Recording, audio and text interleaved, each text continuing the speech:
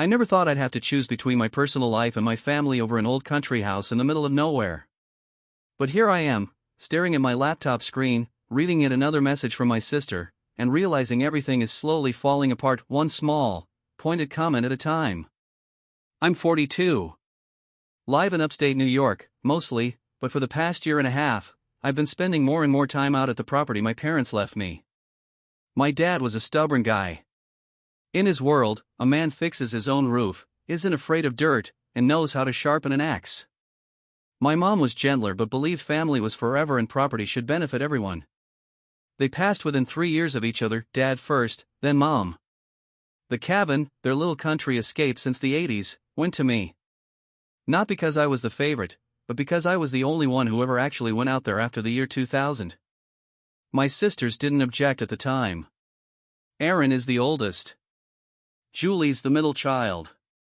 Both married, both living within a couple of hours' drive from the house, both haven't set foot on the property in ages. They've got kids, mortgages, and problems. And, apparently, now they have opinions. It all started with what seemed like a harmless message from Erin a couple months ago. Hey, have you ever thought about renting out the place on weekends? We could help with that. It's just sitting there empty, right?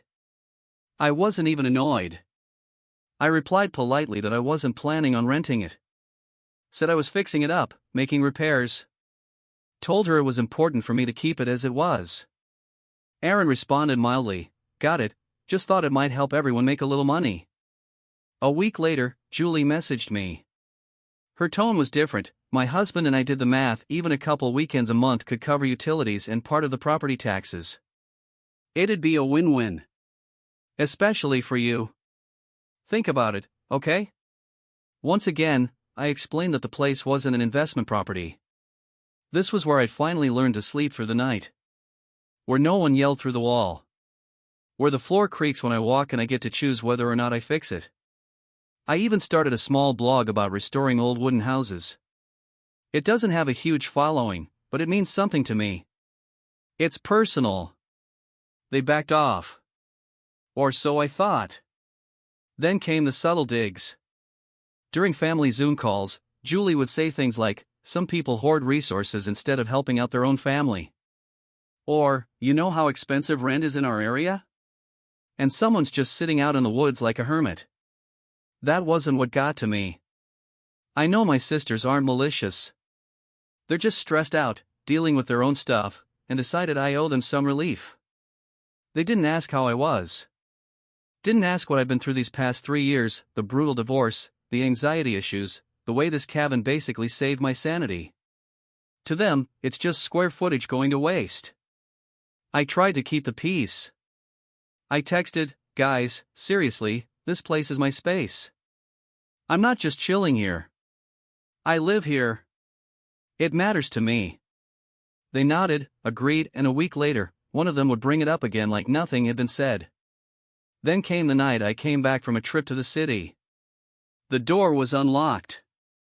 I always lock it. Inside, the air smelled faintly like someone else's perfume. There was a mug in the sink I didn't use. A coat on the chair I didn't own. I called Julie right away. She didn't pick up. Texted Erin. She replied a few hours later, oh yeah, those were some friends of mine. We thought you were out for the week. Didn't want to bother you. They just stayed the night. Nothing got damaged. I didn't get angry right away. At first, I just felt invaded. Like someone had climbed into my brain. It's like coming home and finding your toothbrush in the wrong spot. Not stolen, not broken, just used. Because someone decided they had the right. I didn't yell. I didn't threaten. I just wrote back, this will not happen again. No one enters the house without my permission. Next time, I'm calling the police. They got offended. Julie sent me a voice note, almost crying, are you serious? It's just us. Your family. You call the cops over one night? That's when it hit me, this wasn't about rentals. Or money. This was about the fact that they think this house is still ours. Not legally, emotionally. Because it was the family house. Because we all grew up there. And now that it's mine, they want it to serve them. And if I resist, I'm betraying the bloodline. I changed the locks. Got new ones. Installed cameras. Set up an alarm system. But it's not about safety anymore. It's about trust. And there's none left. Which sucks, because once upon a time, we stood on that porch eating raspberries out of our palms, laughing because Mom dropped a pie in the grass. I don't know what's coming next. But I know something's starting.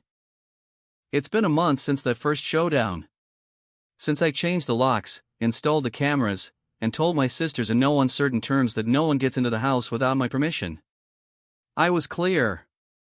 I wasn't dramatic, just firm. I thought that'd be enough.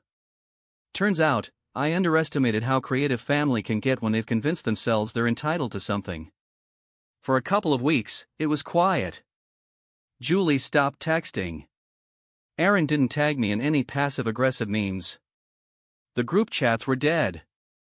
I figured they'd cooled off, maybe realized I wasn't being an asshole, just setting boundaries.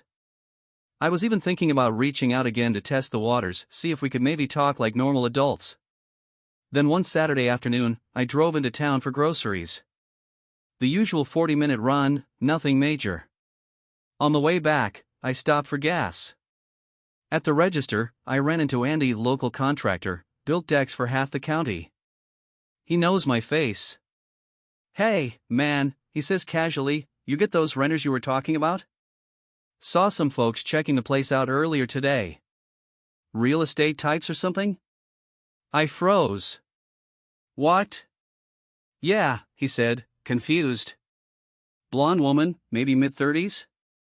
Had a couple with her, all looking around. I figured you were going into business."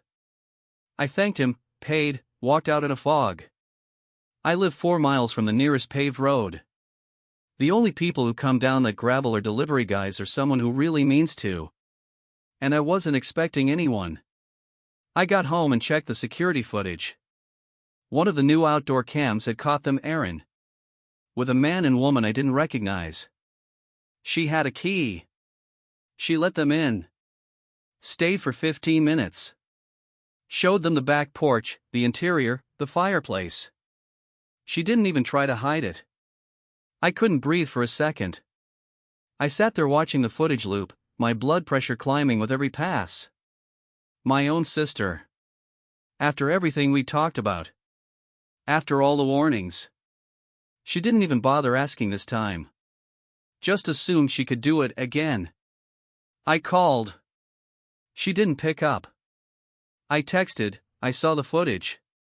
What the hell were you doing in my house?" She replied 2 hours later, "Relax. I was just showing it to friends who might be interested in helping you rent it out." "You're being ridiculous. The place is collecting dust." I didn't even reply. I couldn't. I locked up the house, checked every room, and just sat on the couch for hours, trying to decide if I was crazy or if this had truly crossed some kind of line. Next morning, I woke up to a message from Julie, "Heard you blew up at Aaron. You really need to chill. She's trying to help. Why are you being such a dick about everything lately?" And just like that, the narrative flipped. I'm the one being unreasonable. The guy who lives in his house and expects people not to sneak strangers into it behind his back is now the selfish one. I sent a single message in response. Just one line, "No one steps foot on the property without my written permission. Not even family. Consider this your final notice." 2 days later, I got an email from Aaron. Long one. About how the house belongs to all of us emotionally even if I have the deed. How Mom and Dad wouldn't want it hoarded. How I've changed since moving out here, like I've become paranoid or antisocial. I didn't reply. I've lived my whole life being the go-along guy. The brother who helps move furniture, babysits nephews, pitches in for birthdays. I'm not rich. I just manage my space and my peace carefully, because I know what happens when I don't. They call me selfish. But what do you call someone who walks into your home without asking, shows it to strangers, then acts offended when you react? I started writing everything down. Logging incidents, saving messages. Just in case. Not because I want drama, because I'm starting to get the sense that this isn't over. That in their minds, this house is still available. Still a resource they can tap into whenever things get tight. And that the idea I might say no firmly, finally, is just not something they're willing to accept. I don't know what my next move is. I haven't told anyone else in the family yet. But I'm beginning to wonder if I should. Because this house? It's not a museum. It's not an asset. It's mine. And I've done everything short of putting up a damn moat to make that clear. But apparently, it's going to take more than a lock and a camera to keep them out. 9 days had passed since I caught Aaron giving a tour of the house to some bald guy and a woman in a mint-colored blouse. 9 days since I told my sisters, again, that no one steps on the property without my permission. 9 days of silence. I was actually starting to believe they got the message.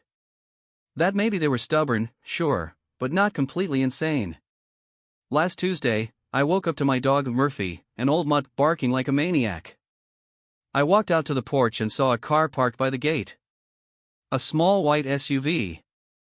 The driver's side door opened, and a guy in his 30s stepped out, holding a Starbucks cup and wearing track pants. "Hey," he called out cheerfully. "This place is great. Are you the owner?" "Yes," I said. "And you are?" He looked confused. We rented it for the weekend?" "Through a site. We checked in yesterday." The host's name was Amanda, I think? "Amanda?" I repeated. He looked uncomfortable. "Or maybe, not Amanda." "Hang on, I'll check." He pulled out his phone. As he scrolled, a woman walked out of the house, in pajamas, barefoot. Behind her, a little kid, maybe 5 years old. They looked like a perfectly normal family, just in the wrong damn house. "Sorry," I said slowly. "Who gave you the key?" "It was under the flower pot, like the instructions said," he replied. "Here. Mandy Green. Verified host. 4.9 stars. He turned his screen toward me, and there it was, a listing with pictures of my house. My kitchen. My dog lying by the fireplace. I instinctively took the phone.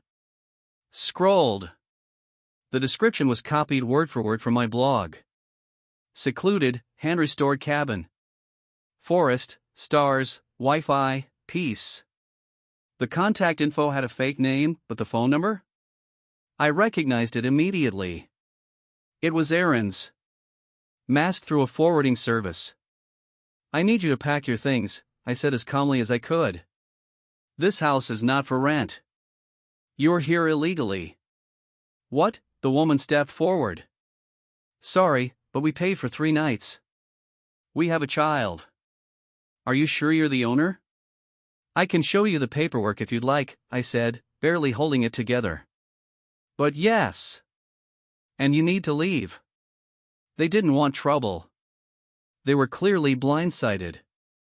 Within half an hour, they were gone. Apologized. Left a bag of trash on the porch. I walked inside and just sat on the floor. My throat was tight. I wasn't even angry anymore. I was devastated. Then I called Aaron. No answer. I texted, "You were renting out my house under a fake name? On a site? Have you completely lost your mind?" She replied later that afternoon, "Don't overreact. I was just trying to help." It was sitting there empty anyway. People were happy. Money was coming in. I vetted everyone. It was safe. Safe? I almost crushed my phone in my hand. Safe? Are you serious? They were in my house. While I was asleep in another room. With a kid. Under a fake name. This isn't help, this is trespassing. No reply. Instead, that evening, Julie's mom called me, not my mom, their mom, we share a father. She started the call with, "You know Aaron meant well, right?" I hung up. The next day, I found the listing. Reported it. Sent the platform proof of ownership, documents, ID. They dragged their feet, but eventually removed the post. I took screenshots of everything: the host profile, the reviews, the listing text. I even found a second listing on a different site, under a different fake name. Took that one down too. Who knows how many more are out there? Since then, I've installed more cameras. Changed the gate code. Disconnected the old smart locks and replaced them. Got motion detectors. Bought a safe for documents. Started consulting a lawyer. Yesterday Julie texted me, "You ruin everything." Aaron was trying to do something good. You see enemies everywhere. It's not healthy. I don't know. Maybe it's not. Sitting in your own house, wondering if your family turned it into a roadside motel behind your back. Fighting for peace with people who are supposed to protect it. But if this isn't healthy, what is? Letting strangers into your bedroom because your sister needs to cover alone? This morning, one of the cameras caught a figure near the fence. Shadowy. Didn't come in, just stood there. I didn't go out. Just turned off the monitor. I'm tired. Almost a month had passed since I kicked those weekend renters out of my own house and discovered Erin's secret side hustle. I'd spoken to her exactly once since then. More accurately, I spoke, she hung up halfway through. I made it crystal clear, any further visit to the property without my consent would be considered trespassing. She didn't argue. Just clicked off the call. I doubled down on security. More cameras, better locks, warning signs. I even put up a digital sign at the gate, private property. Entry by owner, authorization only. I started looking into installing a steel security door for the porch. Not even joking. I began avoiding the rest of the family. Not out of anger, out of fear. Fear of just how quickly people you love can cross the line if you don't enforce it. As long as you're quiet, it's ours. The second you say no, you're the enemy. Last Saturday, I went into town to pick up a package and got home around 1:30 p.m. As soon as I turned onto my road, I saw the gate was wide open. I always close the gate. First thing I did was pull out my phone and check the security cam. Sure enough, there she was. Erin again. This time with two other women and a tall guy in glasses. They looked professional. Not tourists. One of them was pointing at the porch, the roof, taking notes. I got out of the car and walked straight toward them. "You have 2 minutes to leave this property," I said. "Then I'm calling the police." Erin stepped forward, all smiles and faux casual. "These are just colleagues of Julie's," she said. "They're interested in local properties." I figured it couldn't hurt. "You figured what?" I snapped. "That you could keep using my house like it's a sample listing?" One of the women cut in, "We were told the owner was aware of the showing." I pulled out my phone and dialed 911. "Hi," I told the dispatcher. "There are unauthorized individuals on my private property. I'd like to report a trespassing attempt." They were gone before the police arrived. But I filed the report anyway. Filled out the form, submitted camera footage. There were no arrests, no charges, just an official record. That's all I wanted, proof that I wasn't bluffing. That I had every right to defend myself. 2 days later, it started. First, Uncle Mark called. My dad's brother. Old school guy. "You really called the cops on your sister," he said. "That's low, man. I loved you like a son, but this? You're acting like a stranger."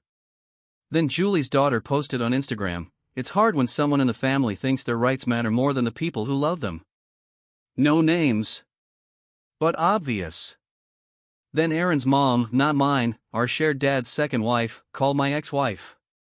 Don't even know what she hoped to accomplish with that. I tried to stay quiet. Didn't respond. Didn't defend myself. But then my grandfather called. He's 82, still sharp as ever. "You're not wrong that the house is yours," he said. "But you gotta remember, sometimes what's legal isn't what's kind." If everyone's mad at you, maybe you missed something. I stayed silent. Then he added, although if your sister came by uninvited again, well, that's not right either. But maybe say it softer next time. People hate being reminded they don't have a say. That stuck with me. The next day, I reached out to one of my cousins, someone I hadn't talked to in a while. She said, "You're not alone. A lot of us think they crossed the line. No one wants to stir the pot, but trust me, you're not crazy. You're not greedy. You're just the first one who said no." That helped. A lot. I started sitting out on the porch again. Not looking over my shoulder. At least, not every second. But I'll be honest, every car that drove by still made my chest tighten. Every branch crack near the fence made me freeze up. I don't want a war.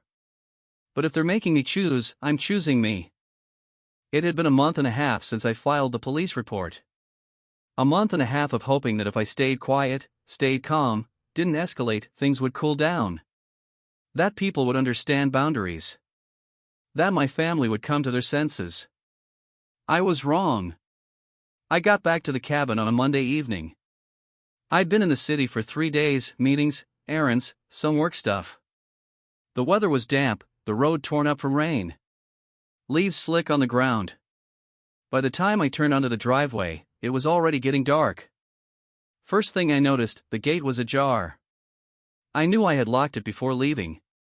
My stomach dropped. I killed the engine, grabbed a flashlight, and walked up to the porch. The front door was closed, but slightly off its usual position. The lock looked intact. I stepped inside and instantly felt something was wrong.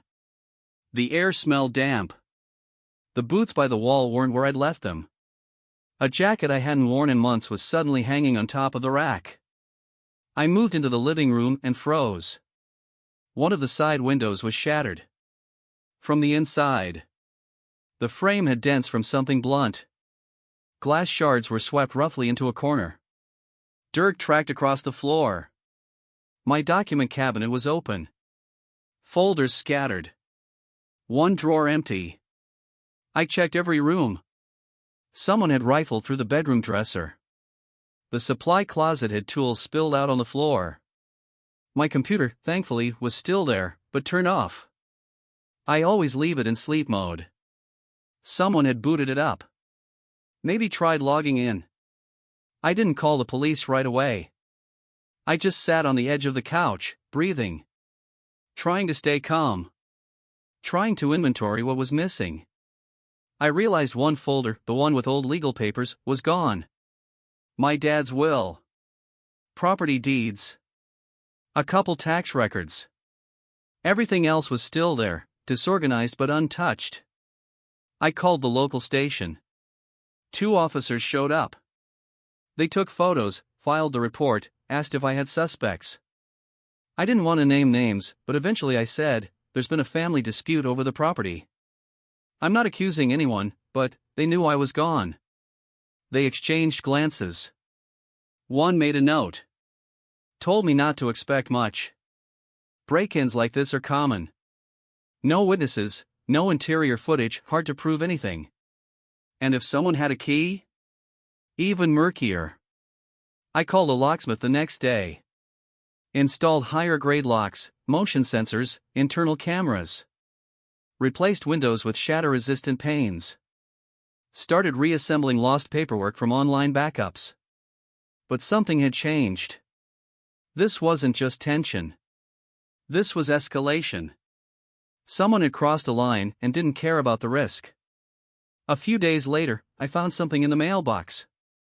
No return address. Just a folded envelope. Inside, a photocopy of the cover page of my dad's will. No contents, just the cover.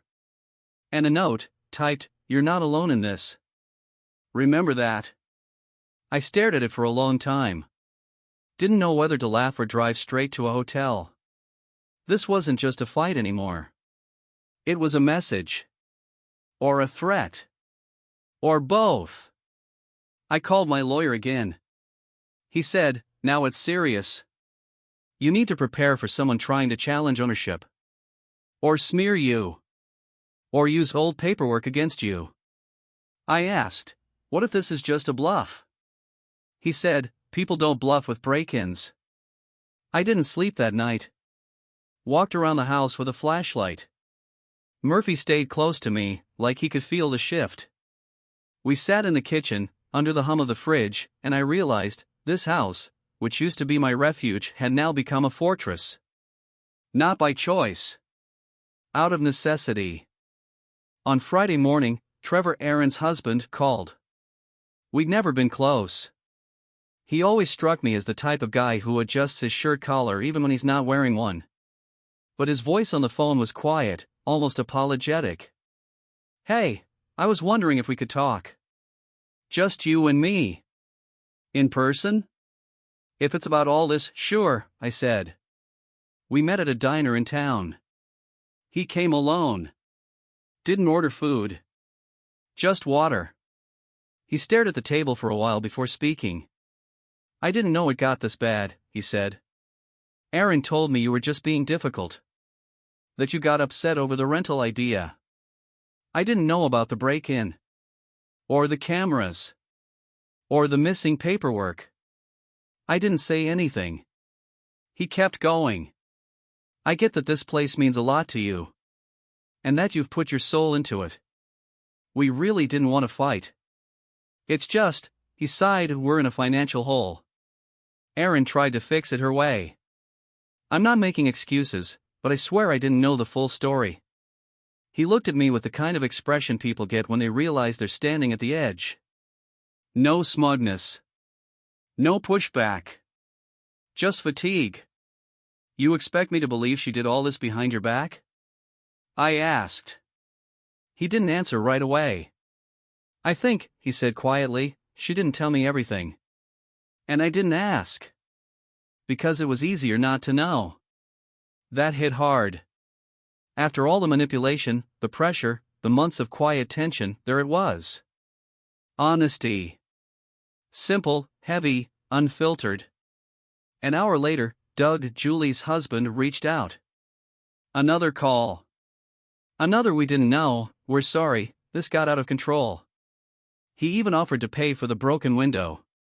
Said he wanted to end the drama. Said, family is in a courtroom. I waited before replying. Then finally texted, family isn't a license for trespassing either. I started noticing a shift in the tone from other relatives. Some went quiet. Some sent vague, not taking sides, but messages. One cousin messaged me directly, more people understand what you're doing than you think. You're not being crazy. You're just the first to say no. That helped. It really did. But the sisters? They weren't done.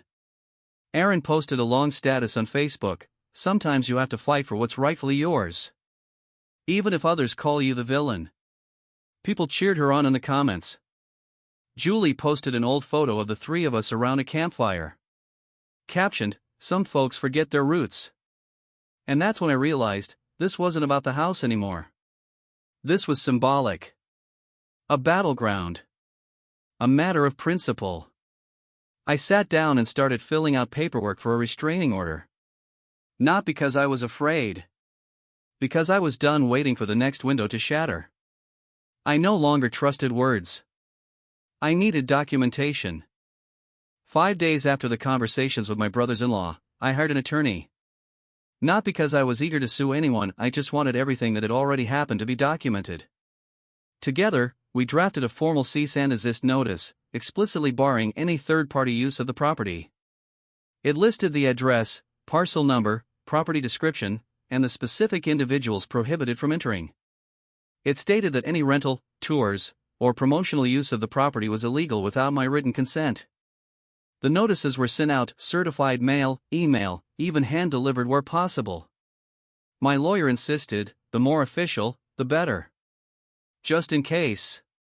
We also opened a file with the local police, tying together everything, the trespassing, the break-in, the damage. It wasn't about naming names yet.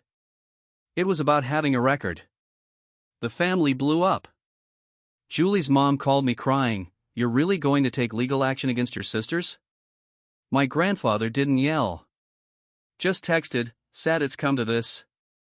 Some distant relative left a comment on my blog, "Good luck being alone." But others reached out too. One of my cousins from college messaged, "You're doing the right thing. If you don't stop it at the start, it never stops." I was burned out. Emotionally, physically. The house didn't feel safe anymore. It felt like a fortress after a siege. The walls were intact, but something inside me was hollow. I'd sit by the wood stove in the evenings and wonder how it came to this. How a simple "can we rent it for a few weekends" turned into a war zone. 3 months later, Trevor called. He sounded exhausted. "We're filing for bankruptcy," he said. "Thought you should know."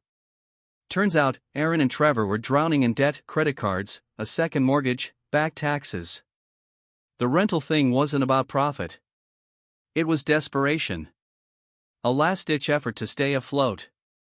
"I'm not making excuses," he said. "I just figured maybe it would help you understand why it went the way it did." The next day, Aaron called. "I know I ruined everything," she said. "I know it wasn't my house. I didn't know where else to turn. And when you said no, I felt like you were abandoning us. Like you didn't care." Silence. "I'm not asking you to change anything. I'm just asking for help. Any amount. Just enough so we don't end up on the street.